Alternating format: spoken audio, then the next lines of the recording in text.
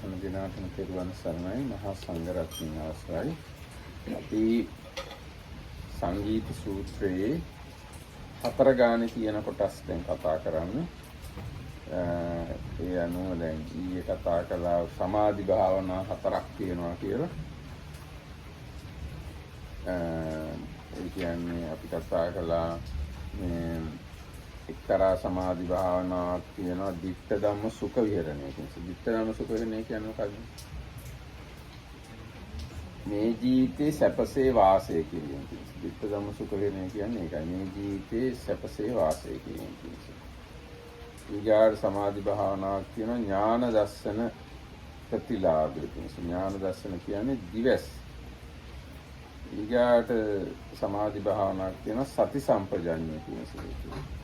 ඊගාට සමාධි භාවනාවක් තියෙනවා ආශ්‍රවයන් ශ්‍රේ කිරීම පිණිස හේතුව. ඒතර සමාධි වඩනවා සමාධි භාවනා කරනවා කියන මේක සමතයක් විතරක්ම කියලා හිතන්න හොඳ නෑ කියලා මම කිව්වේ. හොඳයි.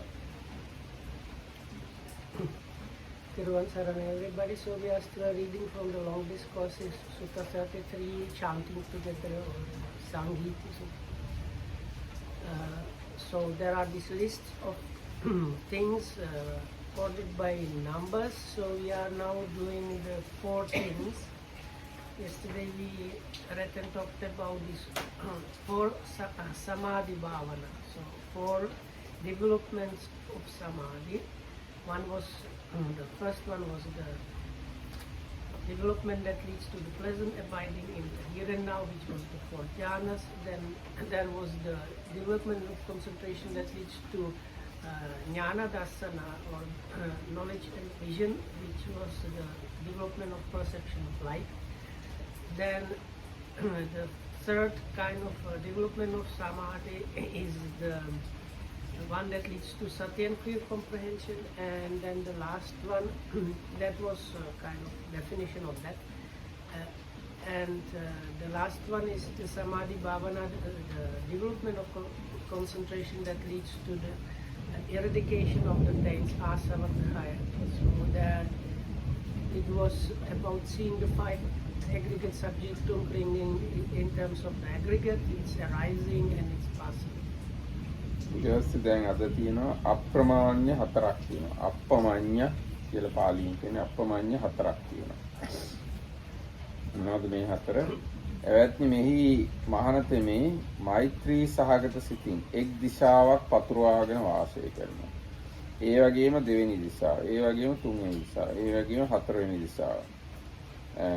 මෙසේ උඩ යට හරහා හැම තැනම සියලු සත්වයන් තමාට සමතායෙන් දැන් තමන් කෙරෙහි වගේම අනිත් අය දිහාත් බලලා සමතායෙන් සියලු සත්වයන්ගෙන් යුත් සත්ව ලෝකය විපුල වූ මහත්ගත වූ අප්‍රමාණ සත්වයන් අරමුණු කොට පවතින වෛර නැති ව්‍යාපාද නැති මෛත්‍රී සාගත සිතින් පතුරවාගෙන වාසය කරනවා. ඒකයි. So today we have the 4 boundless states. They are other times they are called the Brahma Viharas.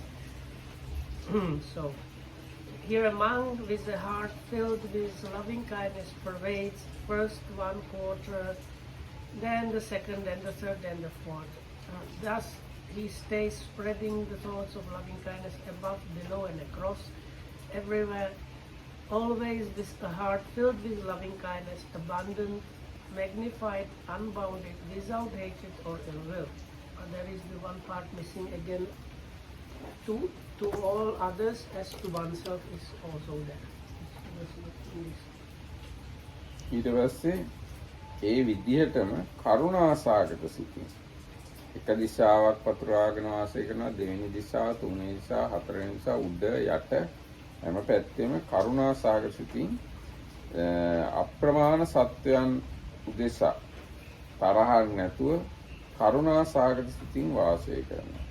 ඒක තමයි දෙවෙනි අප්‍රමාණය. අප්‍රමාණය කියන්නේ වචන තුන සීමාවක් නැහැ කියන එක, ප්‍රමාණයක් නැහැ.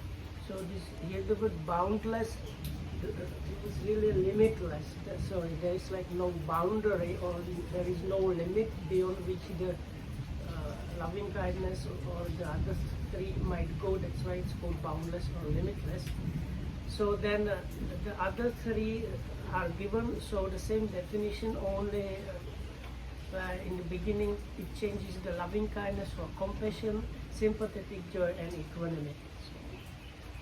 දැන් අපිට හිතෙන්නේ මේ සත්තු ඉන්නේ මේ පෘථිවියේ මේ පිටුව විතරයි කියලා. නමුත් මේ සීමා විරහිතව මෛත්‍රිය වඩනවා කිව්වහම විශ්වයේ ඕන තරම් සත්වයෝ ඉන්නවා කියලා හිතන්න වෙනවා. අපිට ඇස් වලට පේන්නේ නැති වුණාට පෘථිවියෙන් පිටත් ඕන තරම් සත්වයෝ ඉන්න ඉඩ තියෙනවා. So Dhammarkitami was saying some people might get the idea that it's like the earth where the beings are, but that is limiting. So in this universe there might be so many other kinds of beings, some of them even not visible to the normal naked eye. So whatever beings there are, for all the beings without any difference, for all the beings, the loving kindness is developed, or compassion is developed, sympathetic joy, or equanimity is developed. එතකොට දැන් සත්වයෝ කිව්වහම දෙවියෝ බ්‍රහ්මයෝ ඒගොල්ලෝ ඔක්කොමයි. ඒගොල්ලෝ දස දිශාවෙම ඉන්න පුළුවන්. ඒකින්දයි මේ සීමාවක් නැතුව දස දිශාවටම මෛත්‍රිය, කරුණාව, මුදිතාව, උපේක්ෂාව වඩන්න පුළුවන්කම තියෙනවා. So whether it is humans, animals, or divine beings or Brahma beings, in the all directions, where whatever kind of beings there might be, the attitude of loving kindness, compassion, sympathetic joy, and equanimity is to be developed. දැන් අපි හිතුවොත් සත්තු ඉන්නේ පෘථිවියේ විතරයි, මිනිස්සු ඉන්නේ පෘථිවියේ විතරයි කියලා. ඒක සීමා සහිත මෛත්‍රිය. So if you think the beings are there only on the earth itself, then it is kind of really delimiting the loving kindness. දැන් ওই විදිහටම මුදිතා සාගර සිතින්, උපේක්ෂා සාගර සිතිනුත් දිශා 10ක් වෙන්නත් පුළුවන්. ඒ කියන්නේ ප්‍රධාන දිශා 4යි, අනු දිශා 4යි, 8යි, උඩ දිශාවයි, යට දිශාවයි, දස දිශාවෙම සියලු සත්වයන්ට විපුල වූ මහත්ගත කියන වචනයෙන් අදහස් කරන්නේ මේ භූමිය වශයෙන් කාමාවචර, රූපාවචර, අරූපාවචර ආදී වශයෙන්. So the words used there is how the mind is. So one is Vaipulya, means like very spread wide, ne? පැතිරීම වශයෙන්. So the other one like grown big. So the grown big refers to all the realms, even the higher realms of existence are included. ඒ කියන්නේ දල වශයෙන් 31 තලය කියන්න පුළුවන්. නමුත් 31 තලය කියලා සීමා කරන්නත් විදිහක් නැහැ. සීමා රහිතව මෛත්‍රී කරනවා. ඒකට මෛත්‍රී, කරුණා, මුදිතා, උපේක්ඛා කියන ඔය හතර තමයි අප්‍රමාණ හතර කියලා කියන්නේ. So maybe the Mahagata means also like you are at the jhana level. Yes. මහග්ගත කියන්නේ මහග්ගත සිත් කියලා කියන්නේ රූපාවචර සිත් 5යි, අරූපාවචර සිත් 4යි. ඒකට තමයි මහග්ගත කියලා කියන්නේ. ඒකට මෛත්‍රියෙන් ප්‍රථම ධානය, කරුණාවෙන් දෙවෙනි ධානය, මුදිතාවෙන් තුන්වෙනි ධානය, උපේක්ෂාවෙන් හතරවෙනි ධානය. ඒ විදිහට තමයි මේවා ධාන වලට සම්බන්ධ කරලා තියෙන්නේ මේ අප්‍රමාණය. So in the explanations they are somehow connected with loving kindness with the first jhana, compassion with the second, third jhana with the altruistic joy and sympathetic joy, and equanimity with the fourth jhana. එතකොට මේ ගැනත් ඔන්නම් තව කියවන්න විභංග ප්‍රකරණයේ තියෙනවා අප්පමඤ්ඤ විභංගය කියලා ලොකු පරිච්ඡේදයක්. ඒක කියවම තව ගොඩාක් මේ ගැන තොරතුරු දැනගන්න පුළුවන්. ඒ හැර විසුද්ධි මාර්ගයේ තියෙනවා බ්‍රහ්ම විහාර නිर्देशය කියලා පරිච්ඡේදයක්. ඒක කියවම තවත් තොරතුරු මේ ගැන දැනගන්න පුළුවන්. So if one wants to get more information about it, you are referred to the Vibhanga second book of Abhidhamma, which is the section on the Appamanyas, the boundless or limitless states, or in the Visuddhimagga there is the section on the Brahma Viharas, the Brahma abidings, so there you can get more information. අපි ඊගායකට යනවා. ඊගාට කියන්නේ චත්තාරෝ ආරූප. අරූප හතරක් තියෙනවා. එහෙනම් අරූප අරූප හතරක් තියෙනවා. ධ්‍යාන වචනක් කියලා ඉන්නේ පාඩිද? නෑ කියන්නේ ආරූප. ඉදාසෝ බික්ඛු ඒවට කියන්නේ ධානය කියලානේ ආයතන කියලා. ආකාසානං ඡායතන ආයතන. දැන් පළවෙනි ධානය කියලා කියන්නේ. නමුත් පස්වෙනි ඒවට කියන්නේ පහෙන් එහා ආයතන කියලා. Ask about this because it's kind of my point of interest. We normally call them the immaterial jhanas, but in the suttas they are usually called ayatana. It's this like base of endless space, based on endless consciousness and so on. And here also they are called the four immaterials. The word jhana itself is not mentioned there in the Pali. ඉදාසෝ බික්ඛු සබ්බසෝ රූප සංඥාන සමතික්කම පටික සංඥානං අත්තංගම. එවත්නි මෙහි භික්ෂුවක් සියලු රූප සංඥාවන් සමතික්‍රමණය කරයි. පටික සංඥාවන් අස්තංගමේ. නානත්ත් සංඥානං අමනසිකාර. නානත්ත් සංඥාවන් මෙනෙහි කරන්නේ නැතුව අනන්තෝ ආකාශෝති ආකාසානංචාතරං උපසම්පatti. ආකාශය අනන්තයයි ආකාසානංචායතනෙ උපදවාගෙන වාසය කරයි. So here the definition is given probably the same as you find in other places in the sutta. In the sutta, here a monk, by passing entirely beyond bodily sensations, රූප සංඥාන සමතික්කම පටික සංඥාන අත්තංගම so නානත්ත් this සංඥාන is අමනසිකාර. passing beyond the perception of matter is the disappearance of sense impingement and non-attention to the perception of diversity, perceiving that space, if it is infinite, reaches and remains in the sphere of infinite space. ඔව් දැන් මෙතන මේ පටිඝ සංඥාවන් කියලා කියන්නේ අර අපි කියන පටිඝේ ද්වේෂය නෙවෙයි මම හිතන හැටියට. ඒ කියන්නේ පටිඝ සංඥා කියලා කියන්නේ ඉන්ද්‍රියන් අරමුණු ගැනීමට අදාළ සංඥා. ඇහැ කන නාසය දිව ශරීරය කියන ඒවායින් අරමුණු ගන්නෙ නැහැ කියන එකයි මෙතන කියන්නේ. So the word patigha normally is translated in most contexts as aversion, but it means like literally striking against.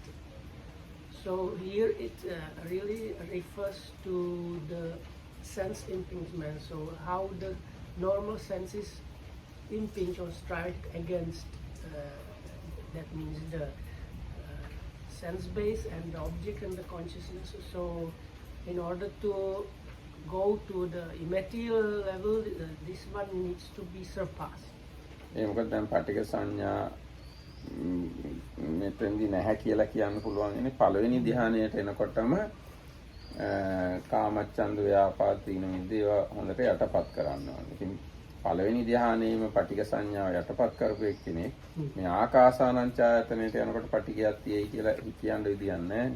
Because the word patigha sanya in other place is perception of aversion, and it's like basically the same formulation, but as we read already the other day and discussed, already person entering and abiding in the first jhana has been removed from the sensuality and the unwholesomeness. Means especially the five hindrances are very much suppressed, basically temporarily not existent. So this patigha sanya as a perception of aversion would fall within the ill will hindrance. So that if you translate it that way, it doesn't make sense that somebody that has gone through the first jhana has been removed from all ill-will things. Suddenly now he's again overcoming like aversions. එයාගේ මෙතන තියෙන රූප සංඥා නික්මීමෙන් මේ රූප සංඥා කියලා කියන්නේ රූපාවචර ධ්‍යාන පිළිබඳ රූප වලට අදාළ සංඥාව. He put here bodily thing. So the very first thing that I was not happy was by like transcending the perception of rupa or form. What is meant there is the fine material form of the fourth jhana itself. So not just any kind of form like your body, which is very much gross. දැන් එතකොට මේ රූප කියන වචනේ විවිධ අර්ථ තියෙනවා අපි තේරුම් ගන්න ඕනේ. රූප කියලා කිව්වහම ඇහැට පේන වර්ණයටත් රූප කියනවා. ඊට පස්සේ රූප කියලාම පඨ වියාපෝ තේජෝ වායෝ ආදී රූප 28ක් තියෙනවා. ඒකටත් රූප කියලා කියනවා. ඊට පස්සේ දැන් මෙතන රූප කියලා කියන්නේ රූපාවචර ධ්‍යානවලට. ඒකට රූප කියලා කියනවා. අනිත් රූප මොකද අර පහවන පළවෙනි හතරවෙනි ඥානෙන් වගේ. ඔව් හතරවෙනි ඥානෙට යනකම රූප තමයි රූපාවචර ධ්‍යාන තමයි කියනවා. No, I was talking about the physical body because it says with the fourth jhana the bodily formation. Oh, bodily formation cease. ඒ කියන්නේ ආස්වාස ප්‍රාස්වාස නතර වෙනවා කියලා තියෙනවා හතරවෙනි ඥානෙ. In the first jhana you have like kamyang and venmut, so you are supposed to be with the visible object already not troubled by the first jhana, right? Namuth then when you look at the first jhana consciousness, first jhana ඒ කියන්නේ පළවෙනි ධ්‍යානය කියන්නේ සිතක් නේ. ඒ සිතේ සමහරලාට කොහොමද කියන්නේ කසිනියක් වගේ ගත්තොත් ඒ රූප සංඥාව තියෙන්න පුළුවන්. ඒ හැර ඇහෙන් කනෙන් නහයෙන් දිවෙන් කයින් ගන්න රූප පළවෙනි ධ්‍යානෙ නැහැ. So that was my point. I don't know how much correct is with the first jhana already you are removed from the normal senses kinds of forms. You have the fine material form of the kasina or things like that, but they are on the level of the fine material. And the body, because he mentioned body, because sometimes the word rupa is translated like means the body itself. With the fourth jhana it says that even the body formation are ceased. So now this is something higher than that. So from that one can clearly know that here the word rupa really refers to the rupa of the rupa jhana or the fine material level. යාර මම කිව්වේ රූප කියන වචනේ තේරුම් වගේක් ඒ ටික මතක තියාගන්න හොඳයි. රූප කියන වචනේ මේ ඇහැට පේන දේලුත් අදහස් කරනවා. So once again the word rupa, the Markitan says this is good to keep in mind. The word rupa translated normal as form in English. It can mean the form as the visible forms or sights. ඊට පස්සේ රූප කියලා කියනවා පඨ වියාපෝ තේජෝ ආදී 28 රූප වලට. So then in the Abhidhamic classification there are 28 kinds of materiality. You have the four main one that is earth, water, fire and wind, like the four great elements, and then the secondary or derived materiality, the extra 24, which comprise materiality. ඒ රූප කියලා දැන් මෙතන කියන්නේ රූපාවචර ධ්‍යාන වලටත් රූප ධ්‍යාන ගැන කතා කරනකොටත් රූප කියන වචනේ පාවිච්චි කරනවා. රූපාවචර ධ්‍යාන. The same word rupa is used for the fine material levels. So that's why they are called rupa jhana, because they are called like fine material or fine form jhana. ඒ රූප කියලා කියනවා ස්වરૂපය කියන එක. දැන් යං ලෝකේ පිය රූපං සාත රූපං කිව්වහම ඒත් රූප කියන වචනය තමයි පාවිච්චි කරලා තියෙන්නේ. ඒකෙන් අදහස් කරන්නේ පිය ස්වરૂපයෙන් පිය ස්වභාවයෙන් යුක්ත කියන එක තමයි රූප කියලා. So the other meaning is somewhat similar. That's why I think they use the word form. When it's used as ending, if you place the word rupa at the end of another word, it means of similar quality. So like dear or pleasant. So like something that is kind of called pleasant can be called a piya rupa with the word rupa. So like literally like pleasant form. ඔව් දැන් කිසිම form එකක් නැතත් දැන් කියනවා මනෝ ලෝකේ පිය රූපං සාත රූපං එත්තේ සාතන්හ උප්පජ්ජමාන උප්පජ්ජය. ඒ මනසෙත් යම් පිය ස්වરૂපයක් තියෙනවා නම් ඒ ස්වરૂප කියන වචනේ කියන්නේ රූප කියන වචනේම තමයි පාවිච්චි කරන්නේ. ස්වභාව වගේද? ස්වභාව වගේ. So this here when the word rupa is used as a suffix, it has the same meaning as like a nature of something. So like pleasant nature of mind. Or Dhammarakkhita is quoting from Satipatthana Sutta where we talked about this as a kind of revision for Satipatthanas, where the Buddha says where the tanha arises in the world, and he says wherever there are these pleasant nature things, and then the same thing is used about mind itself. It talks about the eye and visible object and so on, and the last one is wherever there is something sweet or of a pleasant form in the mind. So here, that's why the to like quoted it, because with the mind we know it's nothing material at all. But even there, the suffix rupa denotes the like nature. දැන් ඔය අපි කතා කළේ සියලු රූප සංඥාවන් සමතික්‍රමණය කළා, පටිඝ සංඥාවන් අස්තංගමයට ගිහිල්ලා නානත්ත් සංඥාන් මෙනෙහි කරන්නේ නැතුව අනන්තෝ ආකාශෝති ආකාශය අනන්තයයි කියලා ආකාසානංචායතනේ උපදවාගෙන වාසය කරනවා. So you have transcended even the five material form, then also like overcome the sense impingement, as well as you don't pay any attention to the perception of diversity, and with the idea endless space, one enters and abides in the sphere of the endless space. Ananto akasa. But in English they put the endless space even in the name of the attainment, but in Pali the endless space is only when they describe how one enters that.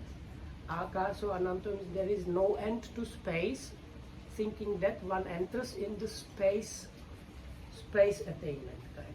දැන් සාමාන්‍ය මේ නිකන් ඉන්න කෙනෙක්ටත් පුළුවන් ආකාශය අනන්තයි කියලා හිතන්න. එහෙම හිතන එක නෙවෙයි මෙතන කියන්නේ. So then somebody might think, oh, I will just think, and like endless space, limitless space, and maybe I will get there. So this is not going to work like that. මේ ආකාසානංචායතනට යන්න පළවෙනි දෙවෙනි තුන්වෙනි හතරවෙනි ධ්‍යාන හොඳටම master කරන්න ඕන. හතරවෙනි ධ්‍යානයෙන් පස්සේ තමයි මේව හිතන්න ඕන, දැන් නෙවෙයි. So because here it's given like aside, but normally in the suttas very often what precedes are the four jhanas. So it's like clearly you go first, second, fourth jhana, and you have to master them. You become very proficient, and then what this first introduction, how one gets to this endless space ayatana, is like the jump from the fourth jhana to that immaterial attainment, not like from zero. දැන් ඒ ගැන තව විසුද්ධි මාර්ගයෙන් විස්තර කරලා තියෙනවා. ආකාශ කසිනිය හැර වෙන කසිනියක් අරගෙන ඒ කසිනෙන් සතරවෙනි ධ්‍යානයට ගිහිල්ලා ඒ කසින නිමිත්ත තියෙන තැන ආකාශයයි කියලා හිතන්න ඕන. ඒ නීල කසිනිය කියමු. නීල කසිනිය නීල වශයෙන් බලන්න නැතුව එතන අහස තියනවා කියලා බලන්න. අන්න එහෙම තමයි ආකාසානංචායතන උපදවගන්නේ කියලා විසුද්ධි මාර්ගයේ දීර්ඝ වශයෙන් විස්තරයක් තියෙනවා. Is it okay if I don't tell them the details? Okay, no you know, so I will just so Dhammarakkhita says in Visuddhi Magga there is a like a quite detailed description how you get from the fourth jhana to that immaterial attainment. So there is like particular way you need to like use the kasina. If you use the kasinas, the colored discs, so there is a particular way of attending and noting and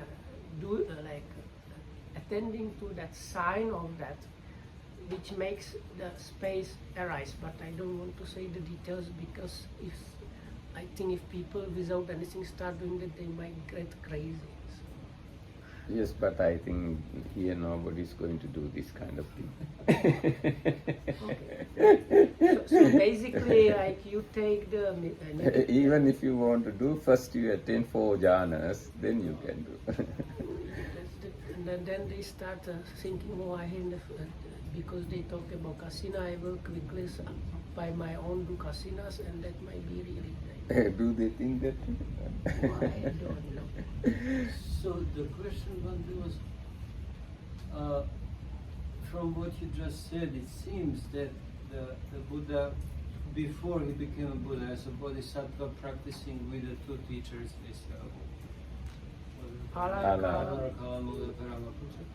that he must have mastered the 4 jhanas before he actually attained the nothingness, ayatana, and neither perception or non-perception. So is that clear, right? Is that No, actually he attained 8 jhanas as a bodhisattva, but then he understood this is not the thing I want.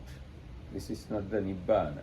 So he completely give up, and he never think to go that path again. That's the way commentary explained. Although he attained 8 jhanas using the instruction of Alara Kalama and Uddakaramaputta, he completely give up, and he found completely new path using Anapanasati probably. So then he attained all the 8 jhanas, but not using the instructions of Alara Kalama, but by his own. But they were both considered jhanas, right? Both are jhanas, but those jhanas attained by another path. These jhanas attained by noble path. So that would mean the quality is a little different. What you have the first and the second? Maybe not that much different. Quality maybe not that much different. But 2 different paths and 2 different fusions. Because I said that way, even other sectarian who get jhanas should born in the same realm, even though same as a Buddhist who get same jhana and should be born there. But aren't they born in the same realm? Same realm. Same. Realm. But the path or the strategy is not same.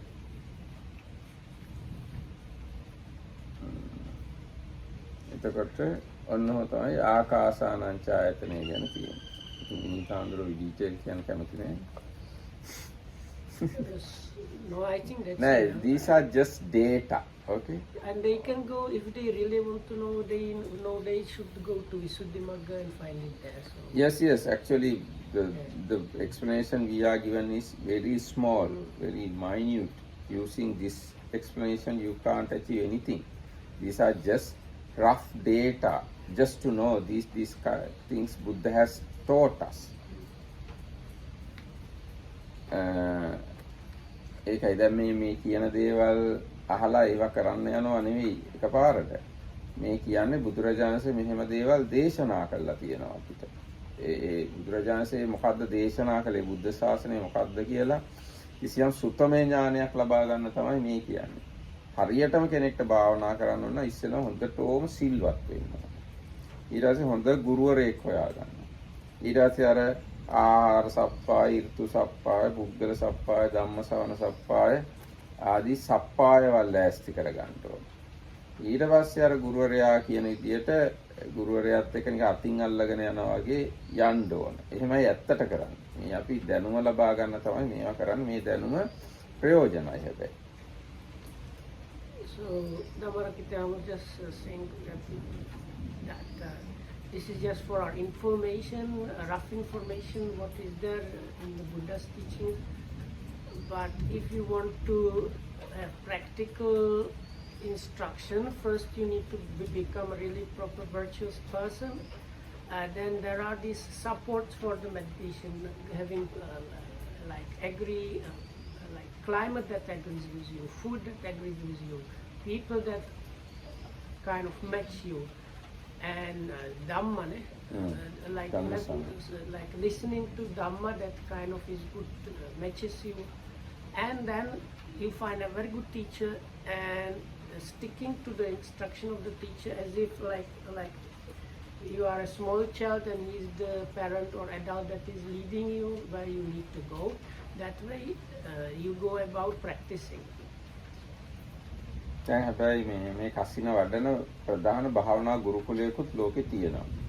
ඒ ගුරුකුලය තමයි පාවොක්සාඩෝගේ ගුරුකුලය. හැබැයි ඒ ගැන යම් විවේචන තියෙනවා. මොකද පාවොක්සාඩෝම තමයි පයනිය.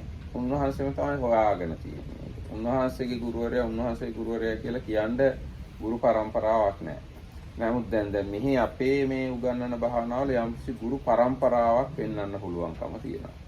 ඉතින් අන්න එහෙම යම්කිසි ගැටලුවක් තියෙනවා. So now these days the Pauk-Sayadaw tradition is kind of recognized as the ones that know about the kasina development, the jhanas, sorry, the kasinas. But there is a kind of criticism because the Pauk-Sayadaw kind of was the one who developed that. He based it on the Visuddhimagga, but he did not learn it from a like teacher, like a person. So that's the kind of criticism. Whereas in the other schools there might be still some like what is considered tradition that was handed down by the generations of student-teacher connections. දැන් ලෝකයේ දැන් තියෙන මේ තේරවාද ලෝකේ තියෙන භාවනා ක්‍රම ගත්තාම විපස්සනා භාවනා කියන එකට තමයි භාවනා ගුරුවරු හැමෝම ප්‍රයොරිටි දීලා තියෙන්නේ. ඒ කියන්නේ ගෝයින්කා ගත්තත්, මහාසී ගත්තත්, වෙන මොකක් හරි ගත්තත්, ඒක අජාන්චා ගත්තත්, ඒ කවුරුවත් මේ කසින භාවනා ගැන උගන්වන්නේ නැහැ සාමාන්‍යයෙන්. පාවොක්සාඩෝ විතරයි කසින භාවනා ගැන කතා කරන්නේ. කසින විතරක් නෙවෙයි අභිඥා ගැනත් උන්වහන්සේ උගන්වනවා හෝ කතා කරනවා. So in the other schools they usually give prominence to Vipassana, so the so-called Mahasi style or Goenka, Ajahn Chah, and they whether they call themselves Vipassana or not, the main thing is they don't teach the Kasinas really. So the only one that really teaches the Kasinas is the Pauk system, and they also teach or at least talk about these psychic powers or these abhinyas, the direct knowledges. Can I again ask, is there anywhere in the scriptures where the Buddha or other authorities are insisting that you have to learn something from a teacher, not just hearing an information and then practicing? Like without a teacher you cannot attain results. Is there anything that they say like that? There is no very strict rule like thing, but normally when you getting ordination itself, you must have upajjhaya and teacher also. So this is kind of basic thing in Theravada tradition. You have to have a teacher. It's a very basic thing. You can't get or even ordination or have ordination anything your own. You have to have teacher always. So if such things need a teacher, why meditation no need teacher? එතකොට එහෙනම් ඔන්න දැන් අපි කිව්වේ ආකාසානංචායතනය ගැන. ඊට පස්සේ ඊගාට තියෙනවා Can I say one more small thing? So out of the foreigners that came and I was translating the instruction for them in Rokuhamuda, most of them read this Satipatthana Sutta and the Heart of the Buddhist Meditation book. And some of them even tried meditating after reading that. Okay? And I have seen one person that without any teacher, understood correctly what to do and was practicing very properly. And You have or haven't? one person, and I think I have seen probably a few hundred people. Yeah. And I think he had like past life training. Because of that, he was able to understand it. All other people, even though they kind of logically understand what to do, they get kind of confused in the middle and cannot practice it. ඔව් දැන් එහෙම දේවල් වෙන්න පුළුවන්. Huh?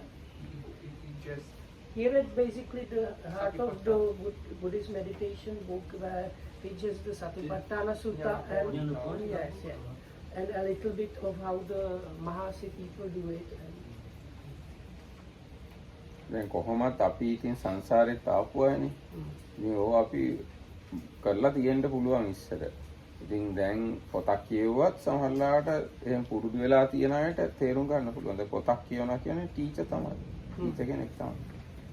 So because all of us came through samsara, so we might have done these practices before or at least in the recent past lives. So then if you read it in a book, it can quickly come up, but then the book itself is the teacher kind of thing. ඊට පස්සේ ඊගායක සබ්බසෝ ආකාසානංචායතනං සමතික්කම්ම මුළුමනින්ම ආකාසානංචායතන ඉක්මවලා අනන්තං විඥානන්ති විඥානංචායතනං උපසම්පජ්ජ විහෙරති විඥානය අනන්තයයි විඥානංචායතනෙ උපදවාගෙන වාසය කරනවා.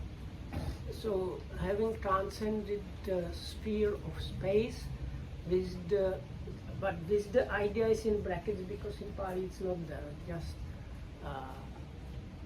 consciousness is endless. He enters and dwells in the sphere of consciousness. ඒ කොහොමද විඥානය අනන්ත වෙන්නේ? So then how can you get endless consciousness? Or without bored kind of thing. ඒ කියන්නේ දැන් අර ආකාශය අනන්තයි කියලා අවබෝධ කරගත්ත හෝ මේ අරමුණු කරපු හිතක් තියෙනවානේ.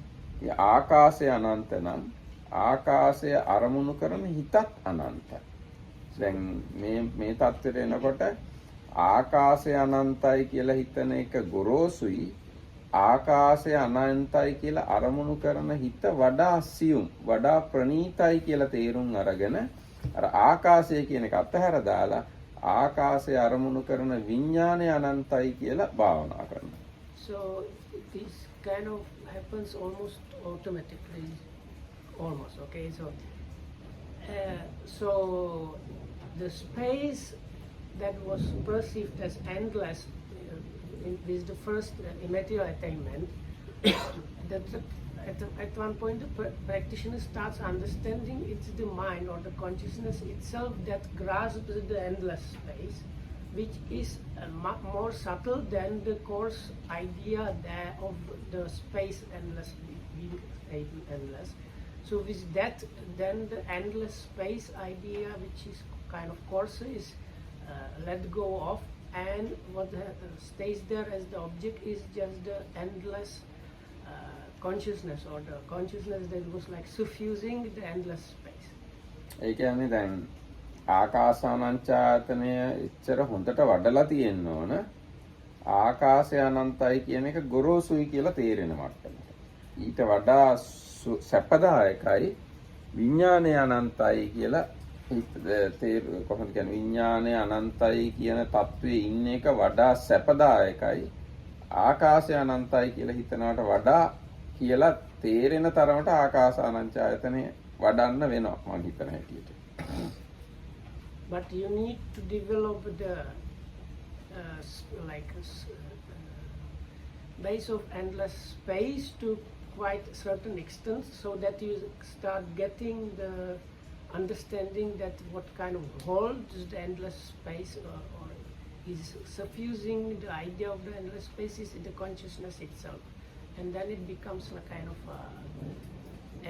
evidence that the endless space perception is kind of coarse, whereas because it's the endless mind kind of that is keeping it there, with that one shifts from the first one to the second attainment. ඒ කියන්නේ සාමාන්‍යයෙන් හිත වඩා සැපදායක තත්ත්වයක මේ කියන්නේ සැප කොහොමද කියන්නේ වඩා සැපදායක තත්ත්වයකට යනවා මිසක් ඊට පහළට එන්න කැමති නැහැනේ. ඉතින් ආකාසානංචායතනයට වඩා සැපදායක වෙන්න ඕන විඥානංචායතන. ඒ විදිය වැටහීමක් තිබුණොත් තමයි විඥානංචායතනයට යන්න පුළුවන්. So you can go like this shift can happen only when this understanding that the endless consciousness itself is much more comfortable.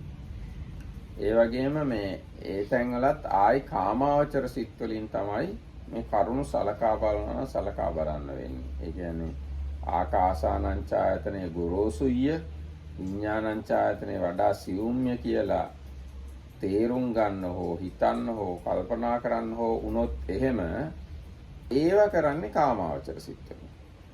But like I'm saying, this shift happens again in the sense sphere consciousness of the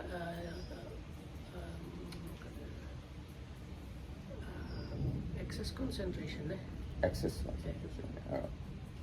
A access concentration කියන්නේ උපචාර කියන්නේ ඒවා හැමතිස්සෙම කාමාවචර. But excess concentration is sense sphere consciousness, but it's a very special one, not like any kind of normal sense sphere consciousness. ඊට පස්සේ සබ්බසෝ විඥානංචායතනං සමතික්කම් නත්ති කිංචීති ආකින්චඤ්ඤායතනං උපසම්පජ්ජ විහෙරති. ඊට පස්සේ සියලු විඥානංචායතනේ සමතික්‍රමණය කළා. කිසිවක් නැතයි ආකින්චඤ්ඤායතනේ උපදවාගෙන වාසය කරනවා.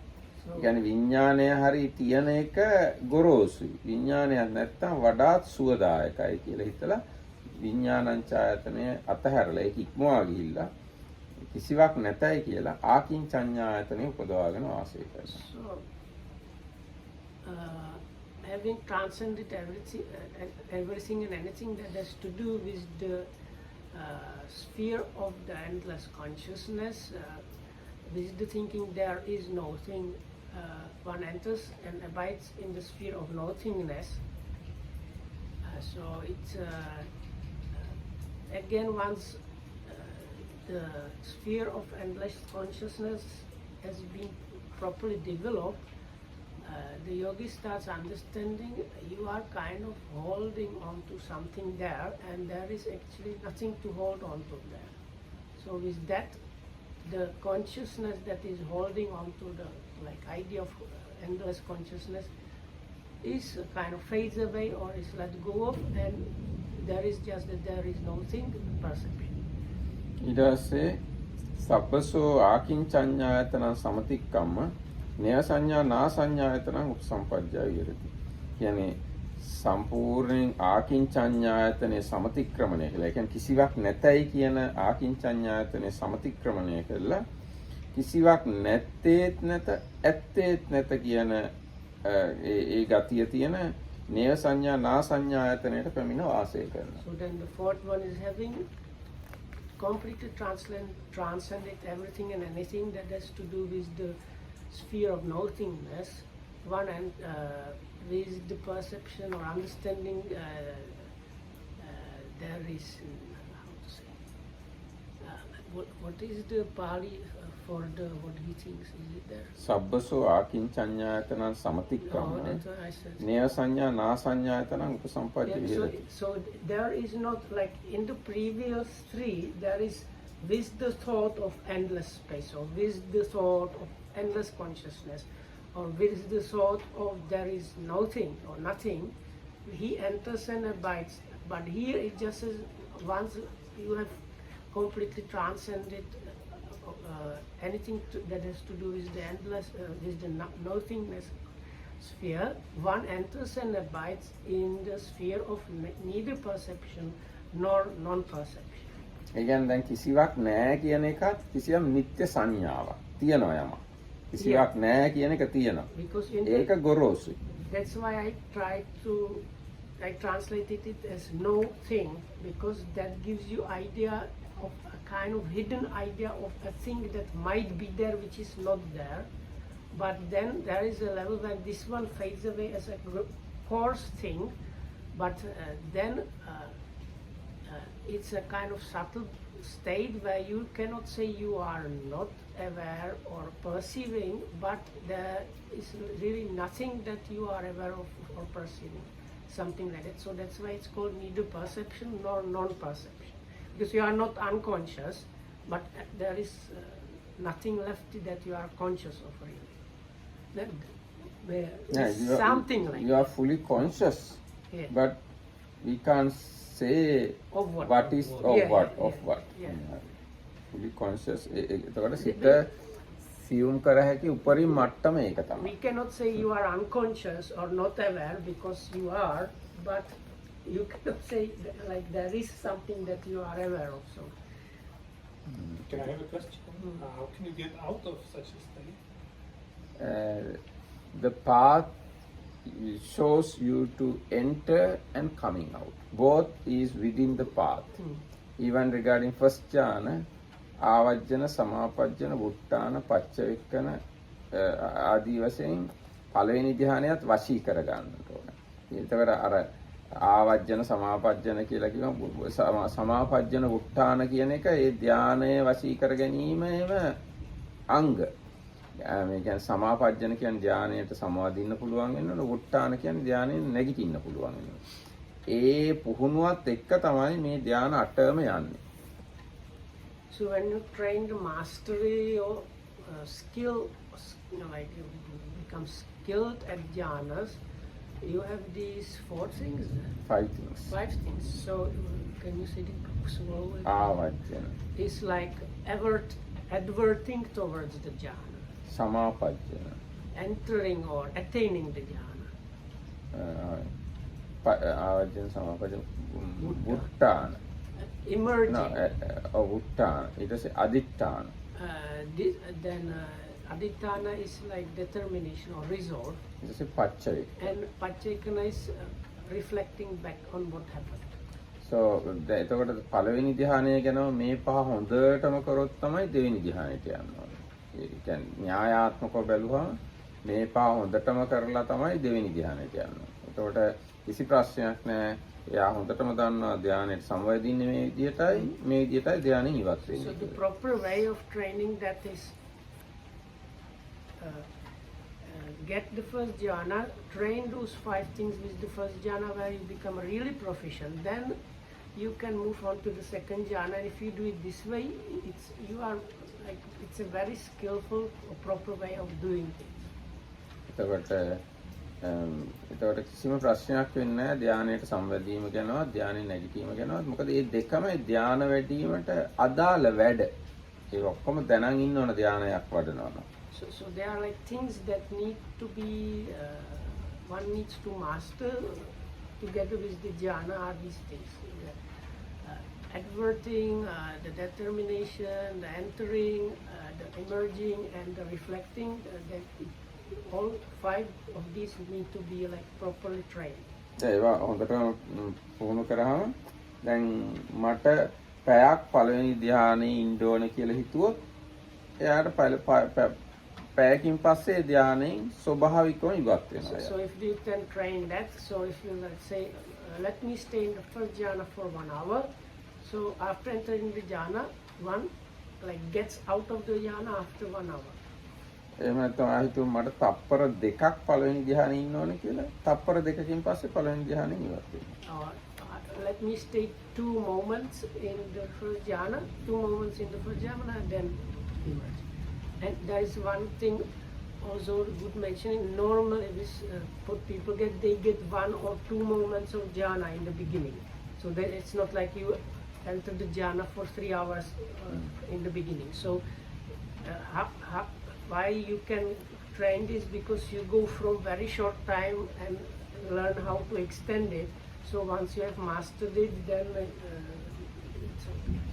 ඔව් දැන් මේ ධානයක් වඩන්න ඕනේ කියලා හිතලා භාවනා කරන එක්කිනාට පළවෙනි සැරේට ධානය ඉපදුනහම එක චිත්තක්ෂණයයි ධානය.